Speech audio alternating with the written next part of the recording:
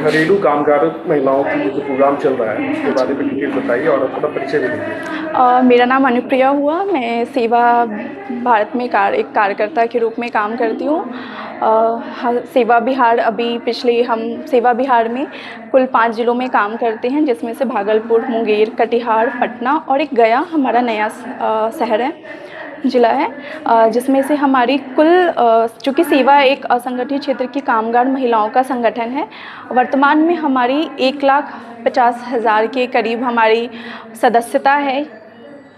तो चूँकि आज हम यहाँ पे इकट्ठा हुए हैं, हम आज 16 जून अंतर्राष्ट्रीय स्तर पे घरेलू कामगार दिवस मनाने के लिए साथ में सारी पटना की बहनें एकत्रित हुई हैं, जिसमें वो अपनी मांगों के रखते हैं। 16 जून इसलिए अंतर्राष्ट्रीय घरेलू कामगार दिवस है क्योंकि इसी दिन 2011 को 16 जून के दिन 2011 में अंतर्राष्ट्रीय मजदूर संगठन ने C1 कन्वेंशन 189 189 को लागू किया था, जिसमें घरेलू कामगार के लिए क्या व्यवस्था होगी उसमें से उसके लिए कुछ दिशा निर्देश जारी किए थे, जिसमें से भारत भी हमारा एक हस्तांतरित देश है जिसने उस पर साइन किया था। पर इतने वर्षों के बाद भी घरेलू कामगार को वो चीज़ें नहीं मिल पाई हैं जो उन्हें मिलनी चाहिए थी। वो बहुत बेसिक सी चीज़ों के लिए अभी भी संघर्ष कर रहे हैं, जैसे उनको सम्मानजनक शब्दों से संबोधित किया जाए। आप कुछ नहीं कर सकते तो आप उनके नाम से उनको बुलाएं, उनको दीदी, भाई, आंटी कह के बुलाएं। पर कई बार देखा गया अभी भी हम दाई, नौकर, नौकरानी, मेड, ये सारे जैसे शब्दों, अपमानजनक शब्दों का इस्तेमाल करते हैं। इसके अलावा उन्हें साप्ताहिक छुट्टी नहीं मिलती है। चूँकि हम कहीं ना कहीं हम भी काम करते हैं, स्कूल में बच्चे पढ़ते हैं, हर किसी की एक हफ्ते में एक छुट्टी होती है, उन्हें वो भी नहीं मिलता है। अगर मिलता है तो बहुत बार देखा गया है कि उनके पैसे कटते हैं। तो सप्ताह में एक छुट्टी तो उनकी बनती है। ये सारी मांगे हैं। उनके साथ उन्हें उचित वेतन मिले, जो बिहार सरकार का अपना मिनिमम वेजेस है उसके अनुसार उनके काम को सम्मान और वेतन मिल दिया जाए।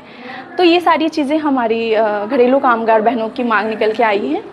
तो हम उसी के लिए आज इकट्ठा हुए हैं। साथ में इस पर हम थोड़ा और चर्चा करें कि हम आगे कैसे क्या चीज़ कर सकते हैं, उनके लिए हम मिलकर क्या संघर्ष कर सकते हैं। और बेशक ये घरेलू कामगार अंतर्राष्ट्रीय दिवस है, तो आज हम उनके साथ, सारी घरेलू कामगार बहनों के साथ मिलकर ये सेलिब्रेशन कर रहे हैं। राज्य सरकार और केंद्र सरकार के द्वारा कोई आप लोगों पर डिमांड है? हमारी यही डिमांड्स हैं कि जो हमारी बहनें हैं, चूँकि हम सबका ऑफिस है, बट उनका ऑफिस तो वही है जिसके घर में वो जाके, जिन नियोक्ताओं के घर में वो जाके काम करती है, उनका कार्यक्षेत्र तो वही है, कार्यस्थल। तो हमारी बहनों के साइड से जो सबसे पहला मांग निकल के आया वो ये कि निजी, your house is my work place, ये उनका इंग्लिश में हम बोलते हैं, हिंदी में है कि आपका घर हमारे काम की जगह है। तो निजी घरों की कार्यस्थल की डिमांड जो है, कार्यस्थल नियुक्त किया जाए, ये बहनों का डिमांड है घरेलू कामगार के कंटेक्स्ट में। और दूसरा उचित वेतन, ये चीज़ है।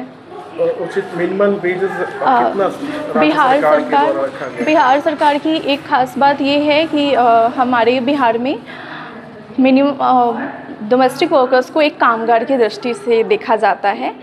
तो इस हिसाब से जो उनको हम कामगार देखते हैं तो वो ऑलरेडी इस चीज़ के हकदार हो जाते हैं। तो यहाँ पे हमारी डिमांड्स नियोक्ताओं से है, ये वाली, कि आप बिहार के कंटेक्स्ट में हमारी डिमांड नियोक्ताओं से है कि आप उनको जो भी वो काम करते हैं उसका उचित वेतन दें, क्योंकि कई बार बहनें 1,500 रुपये में भी काम करती हैं, जो कि महंगाई के दृष्टिकोण से भी बहुत कम है। जिस तरह से महिलाओं का एक्सप्लॉयटेशन होता है, हाँ जी, यदि किसी घरेलू कामगार के साथ ऐसा कुछ हो रहा है, किससे वो संपर्क करेंगे आपके संस्था के?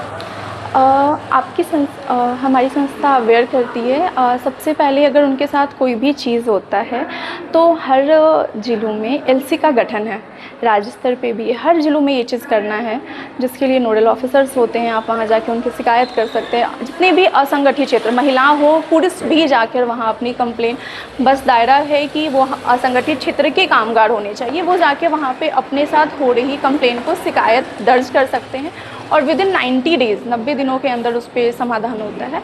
तो ये भी देखना है कि उनके साथ किस तरह का वहाँ पे व्यवहार होता है, कोई अनुचित व्यवहार तो नहीं होता।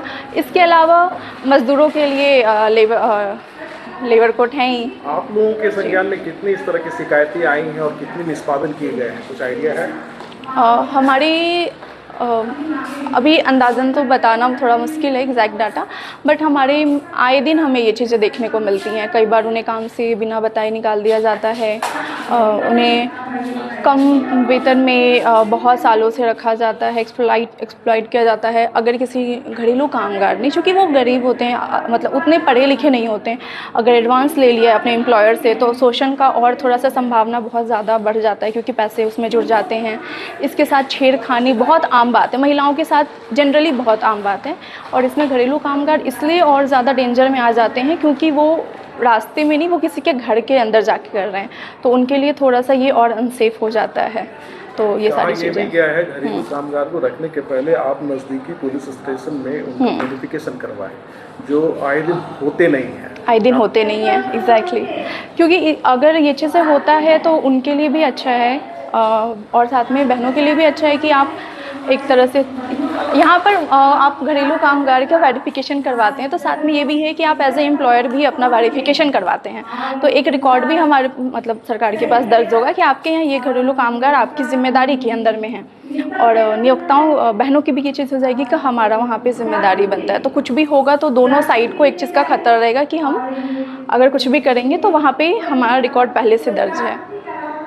जी, धन्यवाद।